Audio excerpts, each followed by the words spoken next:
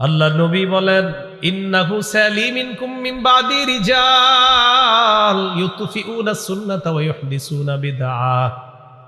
নবীজি বলেন, আমার পর তোমাদের ধর্মীয় নেতা হবে এমন এমন মানুষ, তোমাদের সামনের এই চেয়ারগুলাতে এমন এমন মানুষ তোমরা বসায় দিবা, যে মানুষ হাজার হাজার মানুষের সামনে সুন্নত মিটায় দিবে, বেদাত প্রতিষ্ঠিত করবে, আর সামনের মানুষগুলা বলবে ঠিক ঠিক। কি বলবে? ঠিক ঠিক।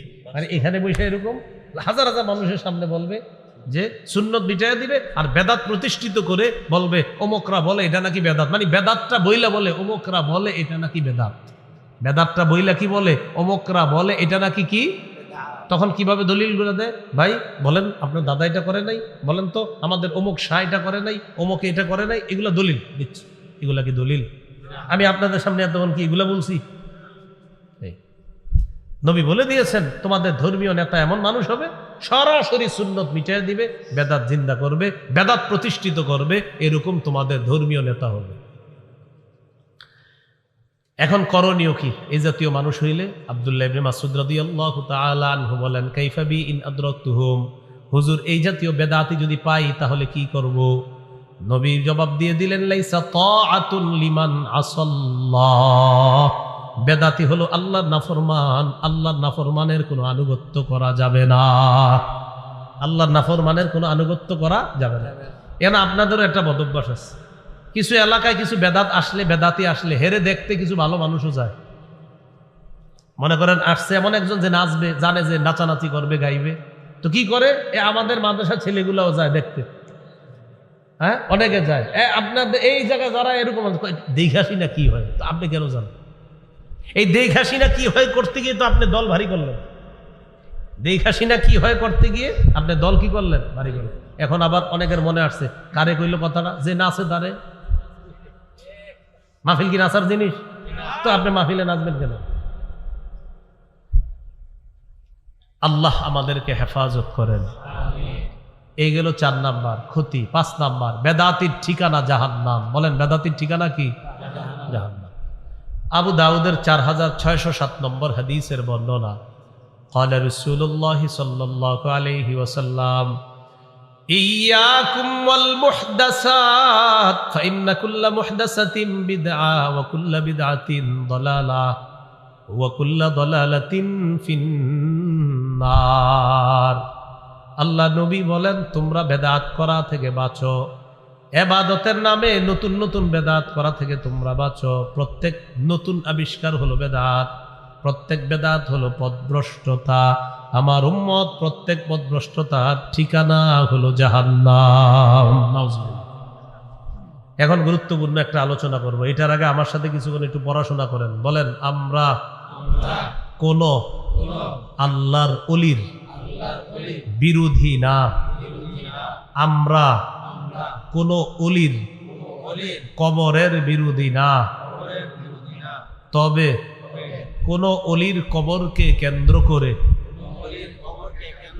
যদি শিরিক হয়, বেদাত হয়, গাজার আসর হয়, মেলা বসানো হয়, সেই শিরিক বেদাত, গাজার আসর আর মেলা, এগুলোর বিরুদ্ধে আমরা আগেও ছিলাম, এখনো আছি, মরণ পর্যন্ত থাকবো ইনশাআল্লাহ। আমরা কি ওলিদের বিরোধী? কবরের বিরোধী? কবর কেন্দ্র করে শিরিক হলে, বেদাত হলে, গাজার আসর হলে, মেলা বসানো হলে, এই বিষয়টা না অনেকে বুঝতে চায় না। যেমন আমি যদি শিরিকের বিরুদ্ধে বয়ান করি, আমার ব্যাপারে প্রচারণা চালাবে আরিফ বিন হাবিব ওলিদের বিরুদ্ধে। আমি কি ওলির বিরুদ্ধে না শিরিকের বিরুদ্ধে? এই বিষয়টা স্পষ্ট করতে হবে, ওলির বিরুদ্ধে না, শিরিকের বিরুদ্ধে। এটা কেন বলায় নিলাম? কারণ এখন আমি যে ওয়াজটা করবো এটা হলো কবর কেন্দ্রিক ওয়াজ। কি কেন্দ্রিক ওয়াজ? কবর। কবর কেন্দ্রিক কিছু বাড়াবাড়ি হয় আমাদের। আবার মূল কথায় আসতে হবে, নবী কি দিন রেখে গেছে, পূর্ণাঙ্গ না অপূর্ণাঙ্গ? এই পূর্ণাঙ্গ দিনের মধ্যে আছে কবর জিয়ারত করা সুন্নত। কবর জিয়ারত করা কি সুন্নত। এই কবরকে কেন্দ্র করে কিছু বাড়াবাড়ি এমন বেদাত আছে যেটা শিরিক পর্যন্ত পৌঁছায়। এই জাতীয় কিছু বিষয় আমরা জানি।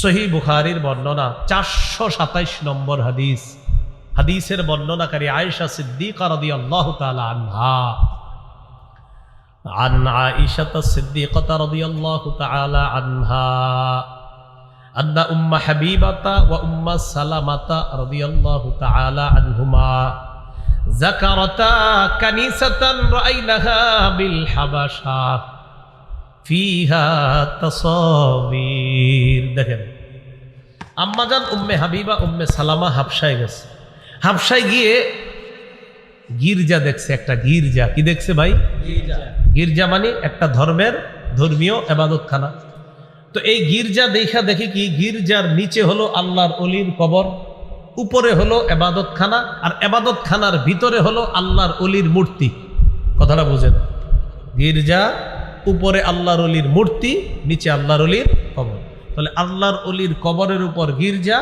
মানে ইবাদতখানা ওই ইবাদতখানার ভিতরে আবার আল্লাহর ওলির মূর্তি তাহলে আল্লাহর ওলির কবরকে কেন্দ্র করে সিজদা করা শিরিক আবার ওই আল্লাহর ওলির মূর্তি বানানো শিরিক তাহলে দুইটা শিরিক এখানে পাওয়া যাচ্ছে এই বিষয়টা নবীর দুই বিবি নবীজির কাছে বললেন যাকারাতা হুলিন নবী সাল্লাল্লাহু আলাইহি ওয়াসাল্লাম নবীজির কাছে জানতে চাইলেন ইয়া রাসূলুল্লাহ হাবশায় গেলাম যাওয়ার পর সেখানে ইবাদতখানা দেখলাম ইবাদতখানার ভিতর দেখলাম আল্লাহর ওলির মূর্তি আর ইবাদতখানার নিচে আল্লাহর ওলির কবর ব্যাপারটা বুঝতে পারলাম না নবীজি বললেন উলাইকা ইযা কানা ফীহিমুর রাজুলুস সালিহু ফামাতা বানাউ আলা কবরিহি মসজিদা এরা হলো এই সমস্ত মানুষ যাদের মাঝে কোনো ভালো মানুষ যখন মারা গেছে মারা যাওয়ার পর তাকে তারা কবর দেয় কবর দেওয়ার পর তার কবরের উপর তারা একটা সিজদার স্থান বানায় আওয়াজ দিয়ে বলি নাউজুবিল্লাহ নিচে কার কবর ওলি উপরে সিজদার স্থান ওয়াসাওয়ারু ফীহি তিলকা সুওয়ার ওই সিজদার স্থানের মধ্যে ওই আল্লাহর ওলির মূর্তি বসায় দেয় নবীজি বলেন উলাইকা শিরারুল খালকি ইনদাল্লাহি ইয়াউমাল কিয়ামা কিয়ামতের ময়দানে তারাই হলো আল্লাহর কাছে সবচেয়ে নিকৃষ্ট জাতি বলি নাউজুবিল্লাহ যে মূর্তি বানায় নিকৃষ্ট জাতি যারা সিজদার স্থান বানায় কবরের উপর এদেরকে কি বললেন নবী নিকৃষ্ট জাতি তাহলে মূর্তি এগুলা শিরিক এটা ইসলামের মধ্যে না হ্যাঁ অন্য ধর্মে যারা মূর্তি পূজা করে সেটা তাদের ধর্মীয় ব্যাপার তো মুসলমান তাদের ধর্মের মধ্যে মূর্তি রাখতে পারে না কারণ মূর্তি বানাতে পারে না কারণ মূর্তি বানাতে পারে না এই জন্য আল্লাহ তাআলার কি বিধান হুজুররা আন্দোলন করছিল একটার জন্য আল্লাহ তাআলা 90 ভাগ ব্যবস্থা করে 90 ভাগ আল্লাহ তাআলা ব্যবস্থা করে দিয়েছে আর যেগুলো আছে ইনশাআল্লাহ এগুলো ওই নীতি নির্ধারক যারা তাদেরকে বুঝিয়ে শুনিয়ে বুঝাইতে হবে যে এই মুসলমানদের মূর্তি থাকা এটা বেবরকতির লক্ষণ এটা বরকত উঠে যাওয়ার লক্ষণ এই জন্য মুসলমান যারা আছি আমাদের মূর্তি থাকতে পারে না হ্যাঁ অন্য ধর্ম হিন্দু যারা আছে তাদের মূর্তিটা তাদের ধর্মীয় ব্যাপার কিন্তু ইসলাম ধর্মের মধ্যে কারো মূর্তি থাকতে পারে না সহিহ বুখারীর বর্ণনা ৭২৮০ নম্বর হাদিস قال رسول الله صلى الله عليه وسلم كل أمتي يدخلون الجنة إلا من أبى রাসূলুল্লাহ সাল্লাল্লাহু আলাইহি সাল্লাম বলেন আমার উম্মতের সবাই জান্নাতে যাবে শুধু তারা যাবে না যারা অস্বীকার করে সাহাবীগণ প্রশ্ন করলেন মাইয়া আবা ইয়া রাসূলুল্লাহ হুজুর অস্বীকার কারা করে فقال رسول الله صلى الله عليه وسلم من أطاعني دخل الجنة ومن عصاني فقد أبى যে আমার অনুসরণ করলো সে জান্নাতে প্রবেশ করলো যে আমার নাফরমানি করলো সে অস্বীকার করলো অস্বীকারীর ঠিকানা জাহান্নাম সহিহ বুখারীর ৭২৮১ নম্বর হাদিসের বর্ণনা عن جابر بن عبد الله رضي الله تعالى عنهما قال جاءت ملائكة إلى النبي صلى الله عليه وسلم জাবের রাদিয়াল্লাহু তাআলা আনহুর বর্ণনা একদল ফেরেশতা রাসূলুল্লাহ সাল্লাল্লাহু আলাইহি সাল্লামের কাছে আসলেন। যেই ফেরেশতারা নবীজি সাল্লাল্লাহু আলাইহি সাল্লামের কাছে আসলেন, ওই সময় নবীজি সাল্লাল্লাহু আলাইহি সাল্লাম ঘুমিয়েছিলেন। তো ঘুমের অবস্থায় ফেরেশতারা নবীর চারপাশ। ফাকালা বা'দুহুম ইন্নাহু নাইম। এক ফেরেশতা বললেন তিনি তো ঘুমায়। ওয়াকালা বা'দুহুম ইন্নাল আইনা নাইমা ওয়াল কলবা ইয়াকযান। আরেক ফেরেশতা বললেন তার চোখ ঘুমায় কিন্তু অন্তর জাগ্রত, অন্তর ঘুমায় না। চোখ ঘুমায়, অন্তর ঘুমায় না। এই কথা বলার পর নবীজি সাল্লাল্লাহু আলাইহি সাল্লামের সামনে ওই ফেরেশতাদের মধ্যে একজন বললেন, ইদরিবু লিসাহিবিকুম হাযা মাসালা। তোমরা তোমাদের এই সাথীর একটা বর্ণনা দাও। কোন সাথী? মুহাম্মদ সাল্লাল্লাহু আলাইহি সাল্লাম। এই কথা বলার পর আবার এক ফেরেশতা বলে উঠলেন, ইন্নাহু নাইম, তিনি তো ঘুমায়। وقال بعضهم إن العين نائمة والقلب يقظان। আরেক ফেরেশতা বললেন তিনি ঘুমায়, তার চোখ ঘুমায় কিন্তু তার অন্তর ঘুমায় না, অন্তর সদা জাগ্রত আছে। এটা বলার পর এবার ফেরেশতারা বললেন, মাসালুহু কামাসালি রাজুলিন বানা দারা ওয়া জাআলা ফিহা মা'দুবা তার দৃষ্টান্ত হলো এমন এক ব্যক্তির মতো যে ব্যক্তি একটা ঘর বানিয়েছে, ঘরের মধ্যে একটা দস্তরখান বিছিয়েছে। দস্তরখান বিছানোর পর একজন আহ্বানকারীকে বাহিরে পাঠিয়েছে মানুষকে দাওয়াত দেওয়ার জন্য। আহ্বানকারী বাহিরে গিয়ে দাওয়াত দিছে দস্তরখানের খাবারে শরীক হওয়ার জন্য। ফামান আজাবাদ দাইয়া দাখালাদ দার ওয়া আকালা মিনাল মা'দুবা ওয়ামান লাম ইউজিবিদ দাইয়া লাম ইয়াদখুলিদ দার ওয়া লাম ইয়াকুল মিনাল মা'দুবা। আহ্বানকারীর ডাকে যে সাড়া দিল সে ঘরে আসলো, দস্তরখানের খাবারে সে শরীক হলো। আর যে সাড়া দেয় নাই, ঘরেও আসে নাই, দস্তরখানের খাবারে শরীকও হতে পারে নাই। এগুলা কারা বলতেছে? ফেরেশতারা। এগুলা বলার পর ফেরেশতারা বললেন, আউবিলুহা লা। এই যে আমরা দস্তরখানের কথা বললাম, ঘরের কথা বললাম, আহ্বানকারীর কথা বললাম, এই বিষয়গুলা তাকে ব্যাখ্যা করে দাও। ক্বালা বা'দুহুম ইন্নাল আইনা না ইন্নাহু নাইম। এক ফেরেশতা বললেন তিনি তো ঘুমায়, ব্যাখ্যা করলে কি তিনি শুনবে? আরেক ফেরেশতা জবাব দিলেন, ইন্নাল আইনা নাইমা ওয়াল কলবা ইয়াকযান। তার চোখ ঘুমায়, অন্তর জাগ্রত আছে, আমরা ব্যাখ্যা করলে সমস্যা নাই, তিনি শুনবে। এবার ব্যাখ্যা শুরু। ফেরেশতারা ব্যাখ্যা করতে লাগলেন, ফাদ্দারু আল জান্নাহ, ঘরের দৃষ্টান্ত হলো আল্লাহর জান্নাত। ফাদ্দাঈ মুহাম্মাদুন সাল্লাল্লাহু আলাইহি ওয়াসাল্লাম, আহ্বানকারী অন্য কেউ নয়, তিনি হলেন মুহাম্মদ সাল্লাল্লাহু আলাইহি ওয়াসাল্লাম। যারা তার অনুসরণ করলো তারা তার ডাকে সাড়া দিল, আর যারা তার ডাকে সাড়া দিবে তারাই জান্নাতে প্রবেশ করবে, এই দস্তরখানের নিয়ামত তারা গ্রহণ করবে। যারা তার ডাকে সাড়া দিবে না, তারা তার নাফরমানি করলো, ঘরেও যেতে পারবে না, দস্তরখানের খাবারেও তারা শরীক হতে পারবে না। আল্লাহ আমাদের সকলকে রাসূলুল্লাহ সাল্লাল্লাহু আলাইহি সাল্লামের আনুগত্যশীল উম্মত যেন আমরা হতে পারি, আল্লাহ তৌফিক দান করেন। রাসূলুল্লাহ সাল্লাল্লাহু আলাইহি সাল্লাম আরেকটা দৃষ্টান্ত দিচ্ছেন নিজেই। সহিহ বুখারী ৭২৮৩ নম্বর হাদিস। নবীজি বলেন, আমার দৃষ্টান্ত আর আমাকে আল্লাহ তাআলা যে হেদায়েত দিয়ে পাঠিয়েছেন এটার দৃষ্টান্ত হলো এমন এক ব্যক্তির মতো, যে ব্যক্তি তার এলাকায় যায়, যাওয়ার পরে ওই এলাকায় গিয়ে বলে, ইন্নামা আনান নাযীরুল উরয়ান, আমি তোমাদের কাছে স্পষ্ট একজন সতর্ককারী, আমি তোমাদেরকে সতর্ক করতেছি। ইন্নী রাআইতুল জাইশা বিআইনাইয়া, আমি অমুক জায়গায় সশস্ত্র বাহিনী দেখে আসলাম, ফান্নাজা, তাড়াতাড়ি সবাই নিরাপদ জায়গায় চলে যাও, অন্যথায় তোমাদের উপর যে কোনো সময় তারা অতর্কিত হামলা চালাবে। আতাআহু তাইফাতুম মিনহুম, একদল তার কথা শুনছে, শোনার পর প্রয়োজনীয় সব কিছু নিয়ে তারা তাড়াতাড়ি নিরাপদ জায়গায় চলে যায়। ওয়াকাদ্দাবাহু তাইফাতুম মিনহুম, আরেক দল তার কথা শোনে নাই, তার কথা অবিশ্বাস করছে।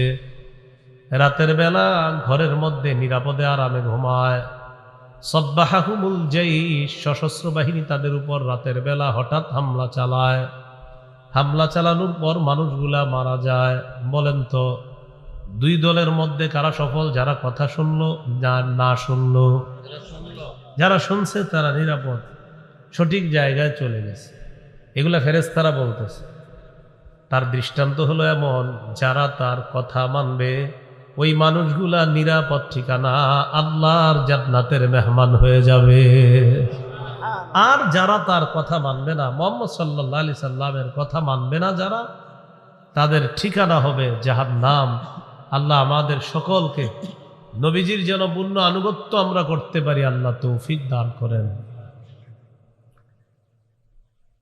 রাসূলুল্লাহ সাল্লাল্লাহু আলাইহি সাল্লাম আমাদের কাছে পূর্ণাঙ্গ দিন রেখে গেলেন।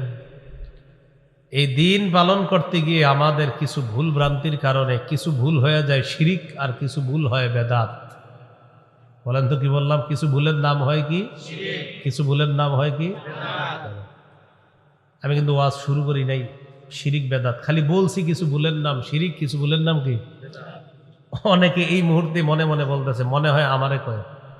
কি কয়? মনে হয় আপনি বেদাতগিরি করলে তো আপনারই কই। তার মানে এটা বুঝছেন যে বেদাত খারাপ, শিরিক যে খারাপ এটা বুঝেও শিরিক করে। আবার কয় যে এটা মনে হয় আমারে কইতেছে, তো আপনি শিরিক করলে তো এটা আপনারই বলা হচ্ছে। শিরিক যে খারাপ কাজ যে করে এটা ও বুঝে যে না, এর কামটা ঠিক না, কেন করেন? করে একটু লাফালাফি ভালো লাগে। এই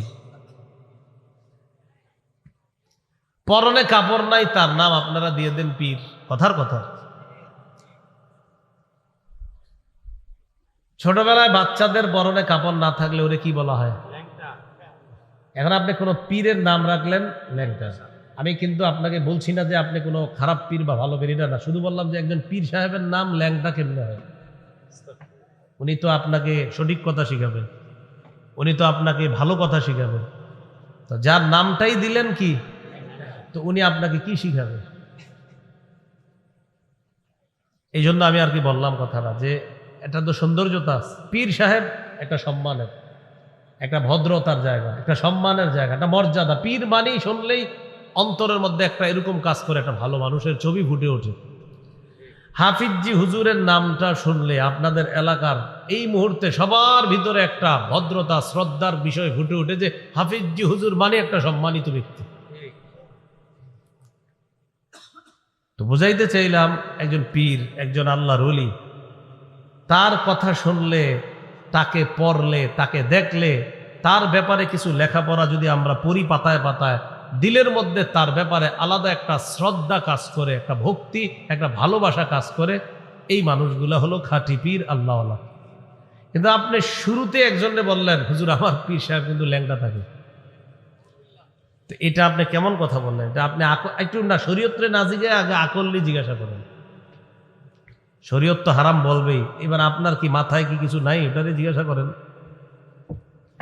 শরীয়ত বলবে হারাম, কিন্তু একটু মাথায় তো আপনি জিজ্ঞাসা করবেন যে প্রিয় আকল তুমি কি বলো। আপনি নিজেরে বলবেন, প্রিয় আকল তুমি কি বলো।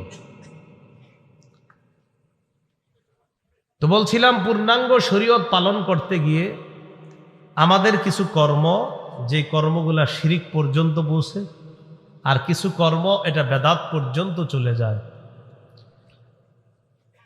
শিরিক বড় জুলুম। বলেন শিরিক কি জুলুম? সূরা লুকমানের 13 নম্বর আয়াতে আল্লাহ বলেন, وَإِذْ قَالَ لُقْمَانُ لِابْنِهِ وَهُوَ يَعِظُهُ يَا بُنَيَّ لَا تُشْرِكْ بِاللَّهِ إِنَّ الشِّرْكَ لَظُلْمٌ عَظِيمٌ। স্মরণ করুন ওই সময়কে লোকমান হাকিম যখন তার সন্তানকে বললেন, হে প্রিয় সন্তান, আল্লাহর সাথে শিরিক করো না, শিরিক সবচেয়ে বড় জুলুম, শিরিক মহা জুলুম। আমি তার গায়ে আঘাত করলাম, এটা জুলুম। আমি এই জায়গায় কারো গায়ে আঘাত করলাম, এটা জুলুম। এর চেয়ে বড় জুলুম শিরিক করা। আমি কারো টাকা পয়সা আত্মসাৎ করলাম, এটা জুলুম। ডাকাতি করলাম, এটা জুলুম। অন্যায় করলাম, এটা জুলুম। ডাকাতি করলে তাকে শাস্তি দেওয়া হয়, চোর চুরি করলে তাকে শাস্তি দেওয়া হয়। কিন্তু মুসলমান নাম ধারণ করে বড় জুলুম করে তাকে কেউ শাস্তি দেয় না। ডাকাতরে ধরে দইরা সবাই পিটায়, ডাকাতরে দইরা সবাই মারে না। তো ডাকাতের জুলুম বড় না মুশরিকেরটা বড় জুলুম? মুশরিক শিরিক করুক সমস্যা নাই, কিন্তু মুসলমান যদি নাম দেয় আব্দুর রহমান কিন্তু করে শিরিক, বড় জুলুম। কিন্তু এই বড় জুলুমটা যে করে, হ্যাঁ কেউ কিছু বলে, উল্টা কয় না না, শ্রদ্ধা ভক্তি। সূরা নিসার 48 নম্বর আয়াতে আল্লাহ তাআলা বলেন, ইন্নাহু মান ইউশরিক বিল্লাহি ফাকাদ হারামাল্লাহু আলাইহিল জান্নাহ ওয়া মাওয়াহুন নার ওয়া মা লিয-যালিমিনা মিন আনসার। যারা আল্লাহর সাথে শিরিক করে, আল্লাহ তাআলা বলেন ফাকাদ হারামাল্লাহু আলাইহিল জান্নাহ, আল্লাহ তার জন্য জান্নাত হারাম করে দেন। ওয়া মাওয়াহুন নার, তার ঠিকানা হলো জাহান্নাম। তার ঠিকানা কি? জাহান্নাম। সহিহ বুখারীর বর্ণনা 1237 নম্বর হাদিস। قال رسول الله صلى الله عليه وسلم আতানি জিবরিল ওয়া বাশশারানি আন্নাহু মান মাতা মিন উম্মাতিকা ওয়া হুয়া লা ইউশরিকু বিল্লাহি শাইআ দাখালাল জান্নাহ। জিবরিল আমিন আমার কাছে আসছে, আসার পর বললেন, হাবিব আপনি আপনার উম্মতকে সুসংবাদ জানায়া দেন, আপনার উম্মতের মধ্যে যারা শিরিক না করে মারা যাবে জানায়া দেন একদিন জান্নাতে প্রবেশ করবে। শিরিক করা যাবে না। বলেন আমার সাথে সবাই, গম পরিমাণ ইমান। বলেন, জব পরিমাণ ইমান, সরিষা পরিমাণ ইমান। এবার বাংলাটা আরেকটু বাড়াবেন, বলেন গম পরিমাণ খাঁটি ইমান, জব পরিমাণ খাঁটি ইমান, সরিষা পরিমাণ খাঁটি ইমান যদি কারো অন্তরে থাকে, এই ব্যক্তি বিভিন্ন মেয়াদে জাহান্নামে সাজা ভোগ করলেও কম বেশি সময় অথবা লম্বা সময় জাহান্নামে সাজা ভোগ করার পরেও সরিষা পরিমাণ খাঁটি ইমানের কারণে একদিন জান্নাতে প্রবেশ করবে। কোথায় প্রবেশ করবে? জান্নাতে। সহিহ বুখারীর 44 নম্বর হাদিস। قال رسول الله صلى الله عليه وسلم يخرج من النار من قال لا إله إلا الله وفي قلبه وزن شعيرة من خير ويخرج من النار من قال لا إله إلا الله وفي قلبه وزن برة من خير ويخرج من النار من قال لا إله إلا الله وفي قلبه وزن ذرة من خير। নবী বলেন, কারো অন্তরের মধ্যে যদি গম পরিমাণ ইমান থাকে, জব পরিমাণ ইমান থাকে, সরিষার দানা পরিমাণ ইমান থাকে, এই ব্যক্তি যদি ইমান নিয়ে দুনিয়া থেকে বিদায় নেয়, লম্বা কম বেশি সময় জাহান্নামে যদি সাজা ভোগ করাও লাগে, বিভিন্ন অপরাধের কারণে জাহান্নামে যদি সাজা ভোগ করেও খাঁটি ইমান থাকার কারণে আল্লাহ নবী বলেন ইয়াখরুজু, একদিন সে জাহান্নাম থেকে বের হয়ে জান্নাতের মেহমান হয়ে যাবে। শিরিক করা যাবে না। কি করা যাবে না? তাহলে পূর্ণাঙ্গ শরীয়তের মধ্যে অনেকে আমরা এমন এমন কাজ করি যেটা শিরিক হয়ে যায়, এটা করা যাবে না। আল্লাহ আমাদেরকে হেফাজত করে। সহিহ বুখারীর বর্ণনা 6861 নম্বর হাদিস। عن عبد الله بن مسعود رضي الله تعالى عنه قال قال رجل يا رسول الله أي الذنب أكبر عند الله قال أن تدعو لله ندا وهو خلقك এক ব্যক্তি আল্লাহ নবীর প্রশ্ন করলেন ইয়া রাসূলুল্লাহ আল্লাহর কাছে সবচাইতে কোন অপরাধটি সবচাইতে বড় নবীজি জবাব দিলেন তুমি আল্লাহর সাথে অন্য কাউকে ডাকা আল্লাহর সমকক্ষ অন্য কাউকে ডাকা অথচ আল্লাহ তোমাকে সৃষ্টি করলেন মানুষ কত বোকার মতো গিয়ে বলে আল্লাহ এই কবরের মধ্যে যিনি শুয়ে আছে তাকে তুমি মাফ করে দাও আল্লাহ কবরওয়ালাকে তুমি জান্নাতবাসী বানায় দাও আল্লাহ এই কবরের মানুষটা জান্নাতের আলা মাকাম দান করো সব কারে বলছে শেষে গিয়ে কয় ও কবরওয়ালা আমার ছেলে নাই একটা ছেলের ব্যবস্থা করে দাও এতক্ষণ কবরওয়ালার জন্য কারে বলছে শেষে নিজের জন্য কারে কয় চিন্তা করছে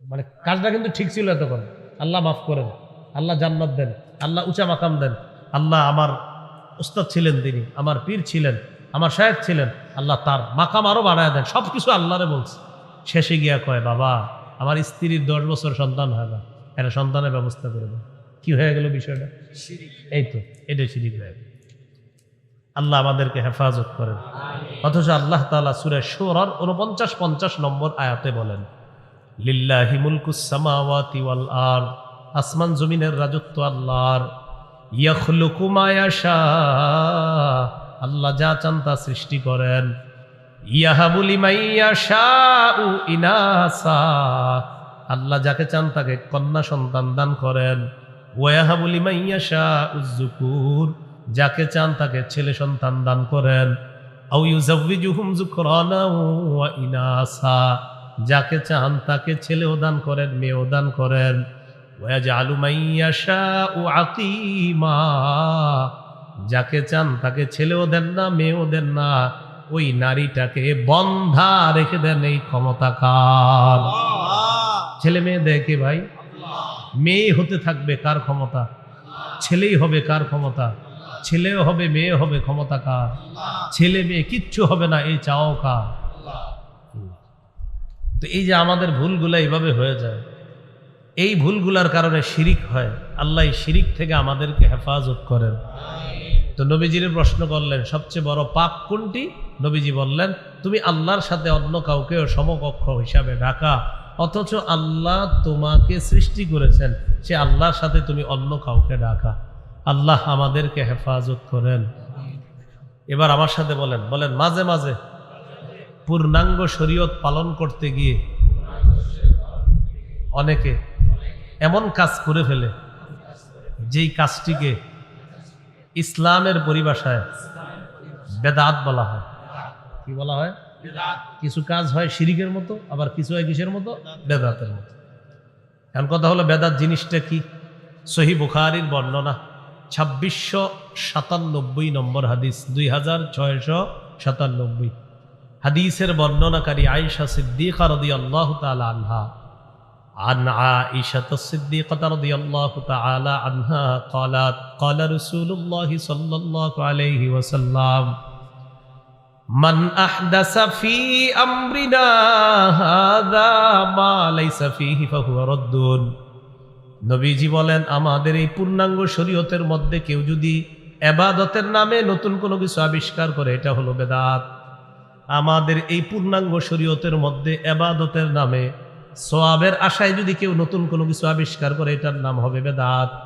বেদাত প্রত্যাখ্যান করা হবে বেদাত পরিত্যাজ্য বেদাত পরিত্যাজ্য বেদাত প্রত্যাখ্যান করা হবে এবার একটা কঠিন প্রশ্ন অনেকে বেদাত করে কইরা আইসা হুজুরদেরকে বলে হুজুর আপনারা খালি কোন এটা বেদাত এটা করলে তো আমার দিলে হিট আসে চোখে পানি আসে কি বলে মানে ইমোশনাল হয়ে যায় তখন চোখে কি আসে পানি আসে করে কি বেদাত ওই বেদাত করার পরে কি বলে আমার চোখে কি আসে এখন হুজুর কি করবে আল্লাহ আপনি বেদাত করেন আবার চোখে পানিও আসে তো খতিব সাহেব বুদ্ধি করে কয় আপনি মাশাআল্লাহ সুন্দর কথা বলছেন বেদাত করলে আপনার চোখে পানি আসে তো আমি কি বললে খুশি হবেন সেটা বলেন তুমি বলতেছে বেদাত হইলে কি আর চোখে পানি আসতো বুঝছেন খতিব সাহেব এবার বুদ্ধি করে কয় অনেক মানুষ আইসা কয় নাটক সিনেমা দেখলে এদেরও চোখে পানি আসে নাটক সিনেমা দেখে অনেকে ইমোশনাল হয়ে যায়, চোখে কি আসে? জায়েজ আছে পানি? এমনকি নাটক সিনেমা জায়েজ? তো বেটার দোকান দে একজনে নাটক সিনেমা দেখে কাঁদতেছে, আইসা বলছে ভাই আমার চোখের পানি আসে নাটক সিনেমা দেখলে। তো চোখে তো পানি আসছে, তো এখন কি আপনি ফতুয়া দিয়ে দিবেন জায়েজ? বোঝা গেল নাটক সিনেমা দেখা চোখে পানি আসলো, ওই নাটক সিনেমা হারাম। বেদাতগিরি কইরা চোখে পানি আসলো, বেদাত হারাম। বেদাত কি? হারাম। বেদাতের কোনো ঠিকানা এটা ইসলামের মধ্যে নাই। তাহলে এই জন্য এই জাতীয় প্রশ্ন আর ভবিষ্যতে কোনো আলেমরে বলবেন না যে হুজুর আপনারা কোন বেদাত, কিন্তু এটা করলে একটা দিলে হিট আসে, মায়া আসে, ইমোশনাল হয়ে চোখের পানি আসে। পাশে দিয়ে একজন এসে বলবে ভাই আমি ওই সিনেমাটা দেখলো, আমার ইমোশনাল হয়ে একটা হিট এসে চোখে পানি এসে যায়, টেনশনে পড়ে যাবেন বিষয়টা। এই জন্য সিনেমাও হারাম, নাটকও হারাম, বেদাতও হারাম। সিনেমা নাটকের স্থান যেমন ইসলামে নাই, বেদাতের স্থানও ইসলামে নাই। বুঝে শুনে ঠিক বলছেন তো? আল্লাহ বুঝার তৌফিক দান করুন। ইমাম মালিক রাহমাতুল্লাহি আলাইহি বলেন মান ইবতাদা ফিল ইসলামি বিদআতান ইয়ারাহা হাসানা ফাকাদ জাআমা আন্না মুহাম্মাদান ক্বাদ খানার রিসালা। কেউ যদি ইসলামের মধ্যে বেদাত করার পর এটাকে উত্তম মনে করে, বেদাত করার পর এটাকে উত্তম মনে করে, ওই ব্যক্তি কেমন যেন বলতে চায় মুহাম্মদ সাল্লাল্লাহু আলাইহি ওয়াসাল্লাম তার দায়িত্ব পালনে ত্রুটি করে গেছে, এখন সে আসছে এটারে পূর্ণ করতে। নবীজি পূর্ণাঙ্গ শরীয়ত রেখে, তো একজনে আইসা বেদাত করে। ইমাম মালিক কয় তুমি বেদাত করো কেন? কয়টা আমার ভালো লাগে। কয় তুমি যে ভালো লাগে এই জন্য বেদাত করো, কেমন যেন তুমি বলতে চাও যে নবী তার শরীয়তকে পূর্ণাঙ্গ রেখে যেতে পারে নাই, তুমি আসছো এটারে পূর্ণ করতে। বলেন আমাদের নবীর শরীয়ত পূর্ণাঙ্গ না অপূর্ণাঙ্গ? পূর্ণাঙ্গ। আল্লাহ আমাদেরকে পূর্ণাঙ্গ শরীয়ত পূর্ণভাবে আমল করার তৌফিক দান করেন। আমিন। বেদাতের ভয়াবহতা। বেদাতি ব্যক্তি বেদাত নামক কাজ ছাড়া পর্যন্ত তার তাওবা আল্লাহ কবুল করেন না। সুনানে দারিমি হাদিসের কিতাব 94 নম্বর হাদিস। قال رسول الله صلى الله عليه وسلم إن الله حجب التوبة عن كل صاحب بدعة حتى يدع بدعته। আল্লাহ নবী বলেন আল্লাহ তাআলা ততক্ষণ পর্যন্ত বেদাতির তওবা কবুল করেন না, ততক্ষণ পর্যন্ত বেদাতির তওবার দরজা আল্লাহ বন্ধ করে রাখেন, যতক্ষণ পর্যন্ত বেদাতি ব্যক্তি তার বেদাত নামক কর্মকাণ্ড না ছাড়ে। বেদাতি ব্যক্তি যদি বলে আস্তাগফিরুল্লাহ আস্তাগফিরুল্লাহ, মাবুদ তওবা করলাম, নবীজি বলেন তুমি বেদাত না ছাড়া পর্যন্ত তোমার তওবার দরজাই তো বন্ধ, তওবা করলেও তো লাভ নাই, আগে বেদাত ছাড়ো তারপর তওবা করো। কি শিখলাম ভাই? বেদাতি ব্যক্তি বেদাত না ছাড়া পর্যন্ত তওবা কবুল হবে না। 2 নাম্বার ভয়াবহতা, বলেন আমার সাথে, বেদাতি ব্যক্তির হাউজে কাউসার থেকে বঞ্চিত হবে। হাউজে কাউসার সবাই পান করতে চাই না? আপনাদের সবার সাথে একসাথে পান করতে চাই ইনশাআল্লাহ। তাই হাত তুলেই বলেন বেদাতি ব্যক্তি কি থেকে বঞ্চিত? হাউজে কাউসার পানি পান করা থেকে। আল্লাহ যেন আমাদেরকে বঞ্চিত না করেন, আমিন। সহিহ বুখারীর বর্ণনা 6583 নম্বর হাদিস, 6584, এই 2 হাদিস মিলিয়ে একটি হাদিস বলি শুনেন। قال رسول الله صلى الله عليه وسلم انا فرطكم على الحوض। আল্লাহ নবী বলেন কিয়ামতের ময়দানে আমি আগে আগে হাউজে কাউসারের পারে চলে যাব তোমাদেরকে পানি পান করানোর জন্য। মান মাররা আলাইয়া শারিবা ওয়া মান শারিবা লাম ইয়াজমা আবাদা। যে ব্যক্তি আমার সামনে দিয়ে অতিক্রম করবে ওই ব্যক্তি কাউসারের পানি পান করবে। একবার আমার উম্মত যদি কাউসারের পানি পান করে সে আর কখনো পিপাসার্ত হবে না। নবী বলেন সুম্মা লা ইয়ারিদান্না আলাইয়া আকওয়াম আ'রিফুহুম ওয়া ইয়া'রিফুনানি। এরপর আমার সামনে একদল মানুষ আসবে যাদেরকে আমি চিনব, তারাও আমাকে চিনবে। আমার উম্মত আমি চিনব, তারাও আমাকে চিনবে, আমি তাদের নবী। তো নিয়ম অনুযায়ী উম্মতকে কাউসারের পানি পান করাবো। যেই মাত্র আমার সামনে আসবে পানি পান করাবো, ইউহালু বাইনি ওয়া বাইনাহুম, হঠাৎ দেখবো আমার মাঝে আর তাদের মাঝে মাঝখানে একটা প্রতিবন্ধকতা সৃষ্টি করা হয়েছে, একটা আড়াল দেওয়া হয়েছে। আমি আল্লাহকে বলবো ইয়া রাব্বি ইন্নাহুম মিন্নি, আল্লাহ এরা তো আমার উম্মত, আমি আমার উম্মতকে কাউসারের পানি পান করাবো, আল্লাহর পক্ষ থেকে জবাব দেওয়া হবে, ইন্নাকা লা তাদরি মা আহদাসু বা'দাক। নবী আপনি জানেন না, দুনিয়া থেকে বিদায় নিয়ে চলে আসার পর তারা ইসলামের মধ্যে নতুন নতুন কত ইবাদত চালু করছে আপনার জানা নাই। এরা সিজনে বেদাত করত, সাপ্তাহিক বেদাত করত, কেউ করত নিয়মিত বেদাত, কেউ করত সাপ্তাহিক জুমার পরে, আবার কেউ বাৎসরিক করত। কি করত? এটা বাৎসরিক সিজন চলতেছে। কি সিজন?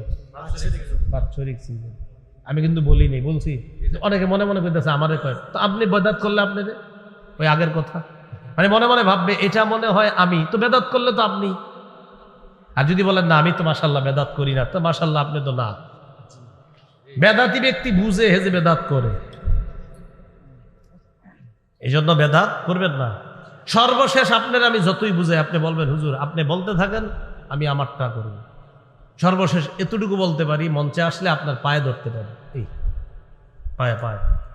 কারণ রাসূল সাল্লাল্লাহু আলাইহি ওয়াসাল্লাম বলেছেন বেদাতের ঠিকানা জাহান্নাম হবে। তাই ওখান থেকে আপনাকে বাঁচানোর জন্য আমি একজন উম্মত হিসাবে আপনার পায়ে ধরে বলতে পারি, ভাই বেদাত করেন না, জাহান্নামে যাবেন। আপনি যে মঞ্চে আসেন, এলাকার কেউ যদি এরকম করে থাকে মঞ্চে নিয়ে আসেন, সবার সামনে আমি তার আল্লাহর কসম একবার, আল্লাহর কসম দুইবার, আল্লাহর কসম তিনবার নিয়ে আসেন, এখানেই পায়ে ধরে বলবো বেদাত করেন। এই সবার সামনে পায়ে ধরে। যদি বলেন না সবার সামনে হইলে লজ্জা, তাহলে কই ধরবো? আপনি একটু অন্ধকারে যাবেন, ওখানে ওই ব্যক্তিরে পাঠাই দিব, তো কারোর সাথে হুজুরদের সাথে ফোনে বইলা দেন, একটা অন্ধকার জায়গায় আমি যাবো, ওখানে গিয়ে আপনার পায়ে ধরবো আমি, যেন কেউ না দেখে। ব্যাস হলো তো। এছাড়া আপনাকে আমার বোঝানোর মতো আর কোনো ক্ষমতা নাই। ভাই আমি এটা বুঝতেছি আপনি কত বড় ভুলের মধ্যে আছেন, এই জন্য আমি আপনার পায়ে ধরতেও রাজি। আল্লাহ আমাদেরকে বুঝার তৌফিক দান করেন। তো বলছিলাম বেদাতের 1 নাম্বার ক্ষতি, বেদাত না ছাড়লে তার তওবার দরজা বন্ধ। 2 নাম্বার ক্ষতি, হাউজে কাউসার থেকে বঞ্চিত।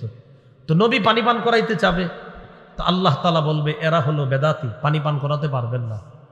যেই নবী এত মায়া করে উম্মতকে একটু আগে পানি পান করাইতে চাইলেন, ওই নবী কি বলবে দেখেন, সুহকান সুহকান লিমান গায়্যারা বা'দি, আমার পরে যারা বেদাত করছো যাও, দূর হও, দূর হও, আমি তোমাদেরকে দেখতেও চাই না। আমাদেরকে কত মায়া করে নবীজি, সেই নবী যদি বলে ফেলে তোমারে দেখতেও চাই না, দূর হও আমার সামনে।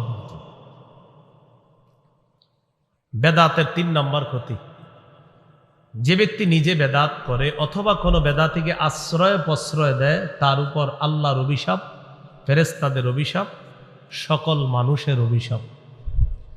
সহিহ বুখারীর 3172 নম্বর হাদিসের বর্ণনা, قال رسول الله صلى الله عليه وسلم من أحدث حدثا أو آوى محدثا فعليه لعنة الله والملائكة والناس أجمعين। যে ব্যক্তি নিজে বেদাত করে অথবা কোনো বেদাতিকে আশ্রয় দেয়, তার উপর আল্লাহর অভিশাপ, ফেরেশতাদের অভিশাপ, সকল মানুষের অভিশাপ। বলি নাউজুবিল্লাহ। নাউজুবিল্লাহ। কষ্ট হচ্ছে আপনার অনেক, কথা বসেন, কিছুক্ষণ বসলেন, পরে দেন আবার। না না তো এ করে দিন, ফ্যান দেন নাই, ওনাদেরও তো কষ্ট হইবে। সামনে থেকে শ্রোতাদের জন্য ফ্যানের ব্যবস্থা করবেন, হ্যাঁ ইনশাআল্লাহ। শ্রোতাদেরও তো কষ্ট, অনেকে ঘামায় যেতেছে এই গরমে, মাঝে মাঝে ওনাদের একটু ফ্যান দেন, তাহলে বিষয়টা ভালো লাগে। এদিকে আমার আরাম, ওনারা তো কষ্ট পাইতেছে। 3 নাম্বার ক্ষতি, যে বেদাত করে অথবা বেদাতিকে আশ্রয় প্রশ্রয় দেয়, তার উপর আল্লাহর অভিশাপ, ফেরেশতাদের অভিশাপ, সকল মানুষের অভিশাপ। আল্লাহ আমাদেরকে হেফাজত করেন। 4 নাম্বার ক্ষতি, এই ক্ষতিটা একটু মনে রেখেন। 4 নাম্বারটা বলেন, কোন এলাকায় একটি বেদাত প্রতিষ্ঠিত হয়ে গেলে ওই এলাকা থেকে আল্লাহ তাআলা একটি সুন্নত উঠে আনে কিয়ামতের আগে, সেই সুন্নত আর আল্লাহ ফিরিয়ে দেন না। আমাদের কত সুন্নত আমরা জানি, কিন্তু আমল করতেছি না, পারিও না, আপনার সুযোগ হচ্ছে না, অথবা আল্লাহ ভুলাই দিতেছে না। তোমাদের সামনে বেদাত হয়, তোমরা কি সুন্নত পালন করো? ওই যে হাদিস তো স্পষ্ট, নবীজি বলে দিয়েছেন, একটি বেদাত প্রতিষ্ঠিত হবে, একটি সুন্নত আল্লাহ উঠায় নেবে। সুনানে দারিমির 54 নম্বর হাদিস, ক্বালা রাসূলুল্লাহ সাল্লাল্লাহু আলাইহি ওয়াসাল্লাম মাবতাদা কওমুন ফি দীনিহিম বিদআতান ইল্লা নাযাআল্লাহু মিন সুন্নাতিহিম সুন্নাতান। নবীজি বলেন, কোন জাতি যখন তাদের ধর্মের মধ্যে একটা বেদাত প্রতিষ্ঠিত করে ফেলে, ওই এলাকা থেকে একটা সুন্নত আল্লাহ উঠায় নেয়। সুম্মা লা ইউঈদুহা ইলাইহিম ইলা ইয়াউমিল কিয়ামাহ, কিয়ামতের আগে ওই সুন্নত ওই জাতিকে আল্লাহ ফিরিয়ে দেয় না। এই জন্য দেখবেন অনেক সুন্নত আমরা জানার পরেও আমলের তৌফিক হয় না। মেসওয়াক করা সুন্নত সবাই জানে, কিন্তু এশার নামাজের আগে সবাই মেসওয়াক করে নাই। খাওয়ার আগে বিসমিল্লাহ বলা সুন্নত, কেউ আজকে হয়তো 3 বার খেয়ে ফেলছেন অথবা 2 বার খেয়ে ফেলছেন। বিসমিল্লাহ বলা সুন্নত সবাই জানে, বাচ্চারাও জানে, কিন্তু অসংখ্য অগণিত মানুষ খাবার শুরুতে বিসমিল্লাহ বলে নাই। ঠিক না? সবাই জানে কিন্তু বিসমিল্লাহ বলা সুন্নত, এখানে একদম সবাই, একজনও বাকি নাই কেউ জানে না যে সবাই একদম বাচ্চা নাবালেগ যে ও জানে খাবারের শুরুতে বিসমিল্লাহ বলা সুন্নত। ঘুমের সময় আমরা মায়ের কাছে ছোটবেলা শিখে ফেলছি আল্লাহুম্মা বিসমিকা আমুতু ওয়া আহইয়া, কিন্তু তালাশ করেন গত রাত্রে ম্যাক্সিমাম লোক এটা পড়তে ভুলে গেছে। উঠার পরের সুন্নত আলহামদুলিল্লাহিল্লাযী আহইয়ানা বাদামা আমাতানা ওয়া ইলাইহিন নুশুর। মক্তবে আমরা ছোটবেলায় শিখছি এবং আমরা এগুলা বলি একজনে, ঘুমের সময় এই দোয়া পড়িতে হয়, উঠার পর এই দোয়া পড়িতে হয়, কিন্তু নিজেরা পড়ি না। বুঝাইতে চাইলাম প্রিয় ভাইয়ারা, এটা কষ্টের বিষয়। আমাদের সামনে বেদাত প্রতিষ্ঠিত হয়ে যায়, আল্লাহ তাআলা আমাদের উপর নিঃসন্দেহে রাগ করেন। এই জন্য দেখবেন সুন্নত হাজারও জানি আমরা, কিন্তু আমলের তৌফিক হচ্ছে না। মসজিদের দরজায় লেখা আছে ঢুকার সময় আল্লাহুম্মা ফতাহলি আবওয়াবা রাহমাতিক, কিন্তু এই লেখাটাও দেখবেন অনেকে পড়ার তৌফিক হচ্ছে না, ওই নিচে দিয়ে ঢুকে যাচ্ছে। এটা যদি পড়ে ফেলে আমল তো হয়ে গেল। বের হওয়ার সময় দরজায় লেখা আল্লাহুম্মা ইন্নী আসআলুকা মিন ফাদলিক, তৌফিক হচ্ছে না। ওযুখানার মধ্যে লেখা ওযুর শুরুতে পড়তে হয় বিসমিল্লাহ আলহামদুলিল্লাহ, এই লেখাটা অনেকের চোখে পড়ে না, কেন? তৌফিক হচ্ছে। বুঝাইতে চাইলাম বেদাত প্রতিষ্ঠিত হয়ে গেলে সুন্নত আল্লাহ উঠায় নেয়, অথবা অনেক সুন্নত আমাদের চোখের সামনে থাকে কিন্তু আমরা আমলের তৌফিক পাইতেছি না, আমল করার সুযোগ হচ্ছে না। আল্লাহ আমাদের সকলকে এই ভুলগুলা থেকে ফিরে আসার তৌফিক দান করেন।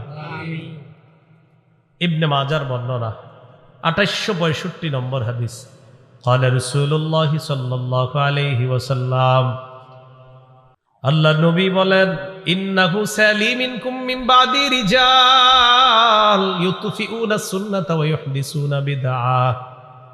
নবীজি বলেন, আমার পর তোমাদের ধর্মীয় নেতা হবে এমন এমন মানুষ, তোমাদের সামনের এই চেয়ারগুলাতে এমন এমন মানুষ তোমরা বসায় দিবা, যে মানুষ হাজার হাজার মানুষের সামনে সুন্নত মিটায় দিবে, বেদাত প্রতিষ্ঠিত করবে, আর সামনের মানুষগুলা বলবে ঠিক ঠিক।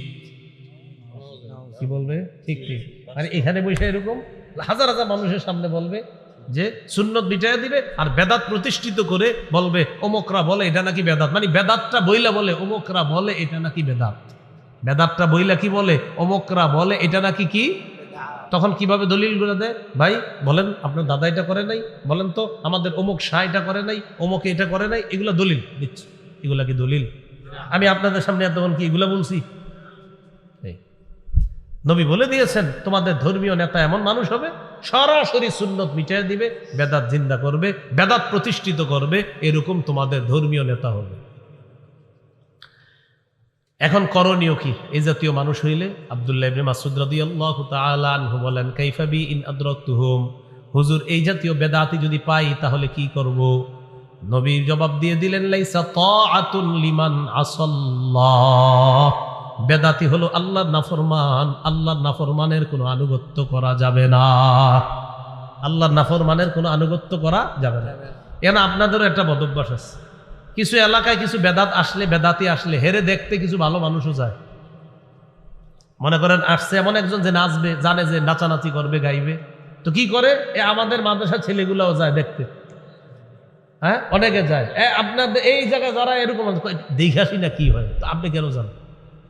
এই দেখাসি না কি হয় করতে গিয়ে তো আপনি দল ভারী করলেন, দেখাসি না কি হয় করতে গিয়ে আপনি দল কি করলেন? ভারী করলেন। এখন আবার অনেকের মনে আসছে, কারে কইল কথাটা, যে নাচে তারে। মাহফিল কি নাচার জিনিস? তো আপনি মাহফিলে নাচবেন কেন? আল্লাহ আমাদেরকে হেফাজত করেন। এই গেল 4 নাম্বার ক্ষতি। 5 নাম্বার বেদাতির ঠিকানা জাহান্নাম। বলেন বেদাতির ঠিকানা কি? জাহান্নাম। আবু দাউদের 4607 নম্বর হাদিসের বর্ণনা। قال رسول الله صلى الله عليه وسلم إياكم والمحدثات فإن كل محدثة بدعة وكل بدعة ضلالة وكل ضلالة في النار। আল্লাহ নবী বলেন তোমরা বেদাত করা থেকে বাঁচো, ইবাদতের নামে নতুন নতুন বেদাত করা থেকে তোমরা বাঁচো। প্রত্যেক নতুন আবিষ্কার হলো বেদাত, প্রত্যেক বেদাত হলো পথভ্রষ্টতা। আমার উম্মত প্রত্যেক পথভ্রষ্টতার ঠিকানা হলো জাহান্নাম। এখন গুরুত্বপূর্ণ একটা আলোচনা করব। এটার আগে আমার সাথে কিছুক্ষণ একটু পড়াশোনা করেন। বলেন আমরা কোন আল্লাহর ওলির বিরোধী না। আমরা কোন ওলির কবরের বিরোধী না। তবে কোন ওলির কবরকে কেন্দ্র করে যদি শিরিক হয়, বেদাত হয়, গাজার আসর হয়, মেলা বসানো হয়, সেই শিরিক বেদাত, গাজার আসর আর মেলা এগুলোর বিরুদ্ধে আমরা আগেও ছিলাম, এখনো আছি, মরণ পর্যন্ত থাকবো ইনশাআল্লাহ। আমরা কি ওলিদের বিরোধী? কবরের বিরোধী? কবর কেন্দ্র করে শিরিক হলে, বেদাত হলে, গাজার আসর হলে, মেলা বসানো হলে, এই বিষয়টা না অনেকে বুঝতে চায় না। যেমন আমি যদি শিরিকের বিরুদ্ধে বয়ান করি, আমার ব্যাপারে প্রচারণা চালাবে আরিফ বিন হাবিব ওলিদের বিরুদ্ধে। আমি কি ওলির বিরুদ্ধে না শিরিকের বিরুদ্ধে? এই বিষয়টা স্পষ্ট করতে হবে। ওলির বিরুদ্ধে না, শিরিকের বিরুদ্ধে।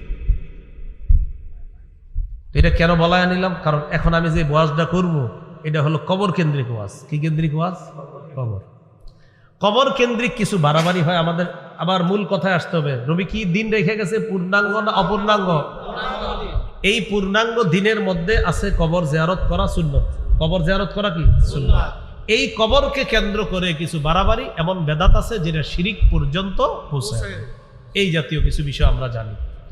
সহিহ বুখারীর বর্ণনা 427 নম্বর হাদিস। হাদিসের বর্ণনাকারী আয়েশা সিদ্দিকা রাদিয়াল্লাহু তাআলা আনহা। عن عائشة الصديقة رضي الله تعالى عنها أن أم حبيبة وأم سلمة رضي الله تعالى عنهما ذكرتا كنيسة رأيناها بالحبشة فيها تصاوير। দেখেন আম্মাজান উম্মে হাবিবা উম্মে সালামা হাবশায় গেছে। হাবশায় গিয়ে গির্জা দেখছে। একটা গির্জা। কি দেখছে ভাই? গির্জা মানে একটা ধর্মীয় ইবাদতখানা। তো এই গির্জা দেখা দেখি কি, গির্জার নিচে হলো আল্লাহর ওলির কবর, উপরে হলো ইবাদতখানা, আর ইবাদতখানার ভিতরে হলো আল্লাহর ওলির মূর্তি। কথাটা বুঝেন? গির্জা, উপরে আল্লাহর ওলির মূর্তি, নিচে আল্লাহর ওলির কবর। তাহলে আল্লাহর ওলির কবরের উপর গির্জা মানে ইবাদতখানা, ওই ইবাদতখানার ভিতরে আবার আল্লাহর ওলির মূর্তি। তাহলে আল্লাহর ওলির কবরকে কেন্দ্র করে সেজদা করা শিরিক, আবার ওই আল্লাহর ওলির মূর্তি বানানো শিরিক। তাহলে দুইটা শিরিক এখানে পাওয়া যাচ্ছে। এই বিষয়টা নবীর দুই বিবি নবীজির কাছে বললেন। যাকারাতা হুলিন নবী সাল্লাল্লাহু আলাইহি ওয়াসাল্লাম নবীজির কাছে জানতে চাইলেন, ইয়া রাসূলুল্লাহ, হাবশায় গেলাম, যাওয়ার পর সেখানে ইবাদতখানা দেখলাম, ইবাদতখানার ভিতর দেখলাম আল্লাহর ওলির মূর্তি, আর ইবাদতখানার নিচে আল্লাহর ওলির কবর। ব্যাপারটা বুঝতে পারলাম না। নবীজি বললেন, উলাইকা ইযা কানা ফীহিমুর রাজুলুস সালিহু ফামাতা বানাউ আলা কবরিহি মসজিদা। এরা হলো এই সমস্ত মানুষ যাদের মাঝে কোনো ভালো মানুষ যখন মারা গেছে, মারা যাওয়ার পর তাকে তারা কবর দেয়। কবর দেওয়ার পর তার কবরের উপর তারা একটা সেজদার স্থান বানায়। আওয়াজ দিয়ে বলি নাউজুবিল্লাহ। নিচে কার কবর? ওলি। উপরে সেজদার স্থান। ওয়াসাওয়ারু ফীহি তিলকা সুওয়ার।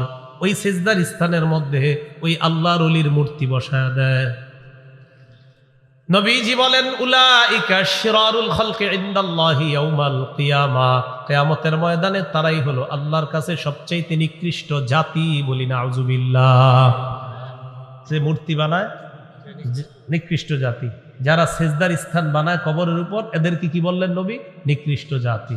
তাহলে মূর্তি এগুলা শিরিক, এটা ইসলামের মধ্যে না। হ্যাঁ, অন্য ধর্মে যারা মূর্তি পূজা করে সেটা তাদের ধর্মীয় ব্যাপার, তো মুসলমান তাদের ধর্মের মধ্যে মূর্তি রাখতে পারে না, কারণ মূর্তি বানাতে পারে না, কারণ মূর্তি বানাতে পারে না। এই জন্য আল্লাহ তাআলার কি বিধান, হুজুররা আন্দোলন করছিল একটার জন্য, আল্লাহ তাআলা 90 ভাগ ব্যবস্থা করে, 90 ভাগ আল্লাহ তাআলা ব্যবস্থা করে দিয়েছে। আর যেগুলো আছে ইনশাল্লাহ এগুলাও ওই নীতি নির্ধারক যারা, তাদেরকে বুঝিয়ে শুনিয়ে বুঝাইতে হবে যে এই মুসলমানদের মূর্তি থাকা এটা বেবরকতির লক্ষণ, এটা বরকত উঠে যাওয়ার লক্ষণ। এই জন্য মুসলমান যারা আছি আমাদের মূর্তি থাকতে পারে না। হ্যাঁ, অন্য ধর্ম হিন্দু যারা আছে তাদের মূর্তিটা তাদের ধর্মীয় ব্যাপার, কিন্তু ইসলাম ধর্মের মধ্যে কারো মূর্তি থাকতে পারে না। তাহলে এখানে দুইটা শিরিকের গন্ধ, একটা গেল সেজদার স্থান বানাইছে, আর একটা মূর্তি। নবী বললেন এরা সবচেয়ে নিকৃষ্ট জাতি। এখন আমি আপনাদের কাছে জানতে চাই, কবর কেন্দ্র করে সেজদার স্থান বাংলাদেশে না থাকলেও পৃথিবীতে আছে না?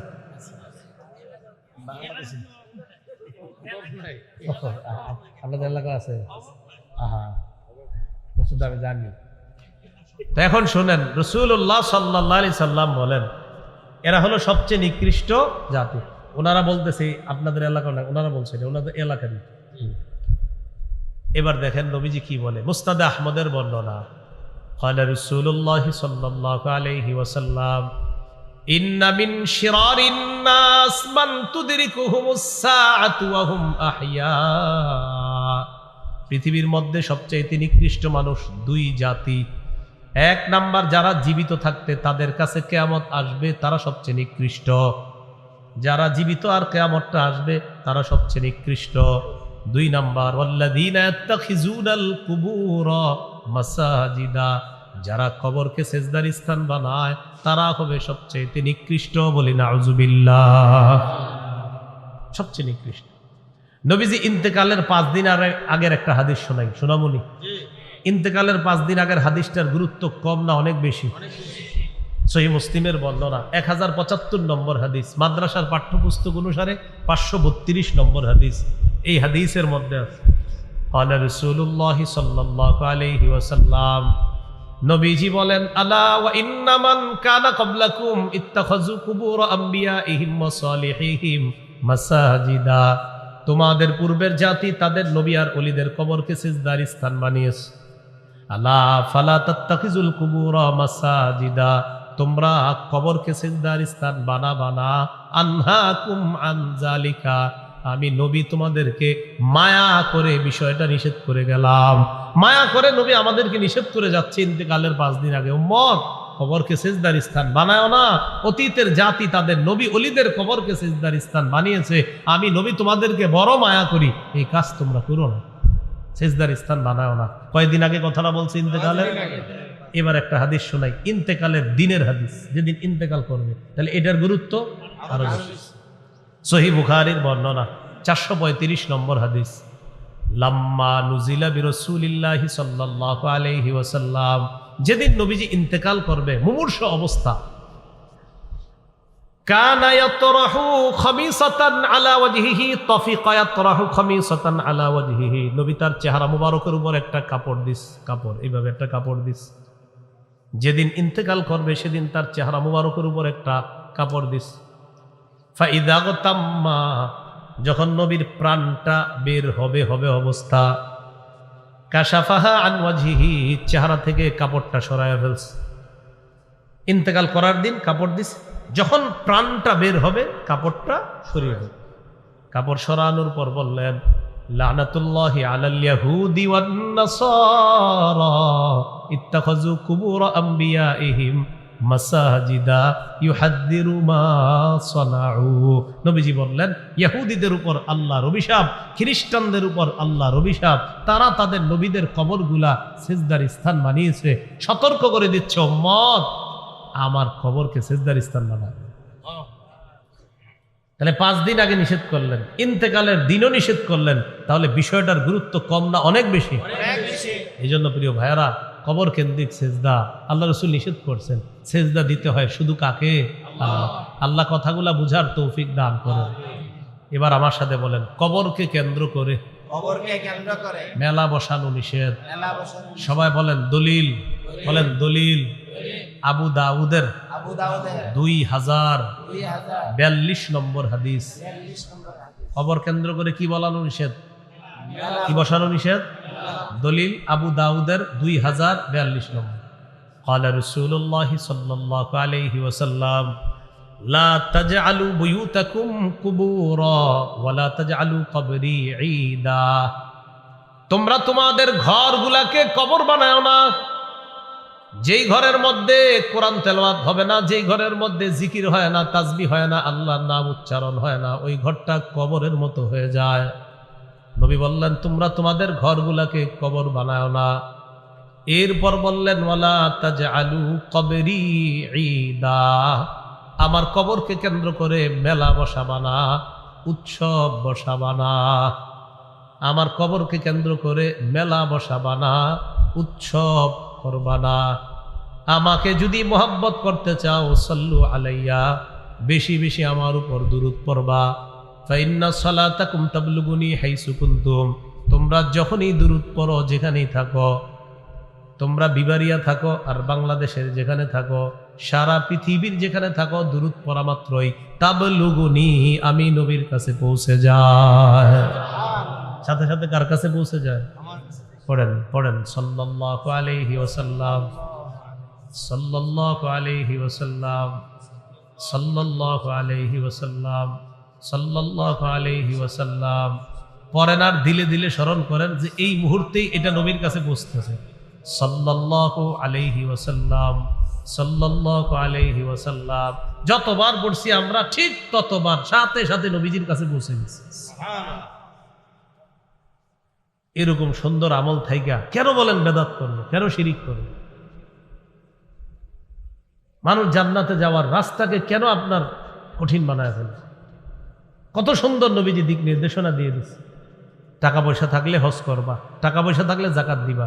যদি টাকা পয়সা না থাকে তত হজও পারবা না, জাকাতও দিতে পারবা না। উম্মত শোনো, সল্লু খামসাকুম, 5 ওয়াক্ত নামাজ পড়বা ঠিক মতো। সুমু শাহরাকুম, রমজানের রোজা তো মাফ নাই, রোজাটা রাখবা। আর বাকি যে 2টা বললাম, নবীজি বলতেছে টাকা থাকলে হজে যাবা, টাকা থাকলে জাকাত দিবা, না থাকলে তো কিছু করার নাই। নামাজটা ঠিক মতো পড়ো, রোজাটা ঠিক মতো রাখো, হালাল খাদ্য খাও, মরো, জান্নাতে প্রবেশ করো। না আপনি এটারে কঠিন বানাইতে হবে, এইভাবে না সেভাবে, অমুক ভাবে তমুক ভাবে। কি হয়েছে? হুজুর আমার আমল হইলো পানিতে আধা ঘন্টা দাঁড়ায় থাকতে হবে, মানে এরকম একটা কথার কথা কি? আপনার আমল কি? আমার আমল দিছে পানিতে আধা ঘন্টা খাড়ায় থাকতে হবে, মানে উদ্ভট যত কাজ করো। তো বলছিলাম সহজ বিষয়গুলা কঠিন বানাবো না। এবার আমার সাথে বলেন, কবরের উপর বসা যাবে না, কবর সামনে রেখে নামাজ পড়া যাবে না। আবু দাউদের বর্ণনা 3229 নম্বর হাদিস। قال رسول الله صلى الله عليه وسلم لا تجلسوا على القبور ولا تصلوا إليها। নবীজি সাল্লাল্লাহু আলাইহি ওয়াসাল্লাম বলেন তোমরা কবরের উপর বসবা না, কবর সামনে রেখে তোমরা নামাজ পড়বা না। মসজিদের মাঝখানে মনে করেন কবর, কবরের ওই সামনে হলো কয়েক কাতার, পিছনে কয়েক কাতার, এইভাবে মাঝখানে আপনি কোনো কবর রাইখা নামাজ পড়া এটা ঠিক না, এটা অন্যায়। বলতে চাইলাম কোনো ধরনের বেদাত আমরা করব না, কোনো ধরনের শিরকি কর্মকাণ্ডে আমরা লিপ্ত হব না। বলেন ইনশাআল্লাহ। রাজি আছি তো সবাই ইনশাআল্লাহ? নবীজি আমাদের কাছে শরীয়ত রেখে গেছে পূর্ণাঙ্গ না অপূর্ণাঙ্গ? পূর্ণাঙ্গ শরীয়তের মধ্যে কিছু কাজ শিরিক হয়ে যায়, কিছু কাজ বেদাত হয়ে যায়, এগুলো আমরা করব না। ঠিক আছে তো ইনশাআল্লাহ? আল্লাহ আমাদের সকলকে যে কথাগুলা শুনলাম বললাম আমল করার তৌফিক দান করেন। আজকের আমার এই আলোচনাগুলো আপনারা যাদের কাছে মিম্বরের আমানত আমার কিতাবটা আছে, 2য় খণ্ডে 80 নম্বর পৃষ্ঠার পরে এই আলোচনাগুলো পেয়ে যাবেন। মিম্বরে আমানতের 2য় খণ্ডের আলোচনায় শিরিক বেদাত কুফুর তাওহীদ সম্পর্কে। তো 2য় খণ্ডটা যাদের সংগ্রহ আছে ওখানে দেখে নেবেন, যাদের সংগ্রহ নাই ওরা অনলাইন থেকে সংগ্রহ করে নিতে পারেন। 6 খণ্ডে কিতাবটা, 1ম খণ্ডে সন্তানের 64টা অধিকার, 2য় খণ্ড শিরিক বেদাত কুফুর, 3য় খণ্ডে সুদ সম্পর্কে আলোচনা, সুদের কারবার না থাকলেও কিতাবটা একটু বুঝলেন। হ্যাঁ, তৃতীয় খণ্ডটা। চতুর্থ খণ্ড স্বামীর 24টা অধিকার, স্ত্রীর 19টা। পঞ্চম খণ্ডে লা ইলাহা ইল্লাল্লাহর ব্যাখ্যা। ষষ্ঠ খণ্ডে নামাজ সম্পর্কে আলোচনা। যাদের কিতাবটা প্রয়োজন অনলাইন থেকে নিয়ে নেবেন, এখানে গাড়িতেও মনে হয় আছে। যদি আমি যাওয়া পর্যন্ত গাড়িতে পান তাহলে গাড়ি থেকে সংগ্রহ করেন, গাড়িতে ওঠার পরে সুযোগ পাওয়া যাবে না। হ্যাঁ।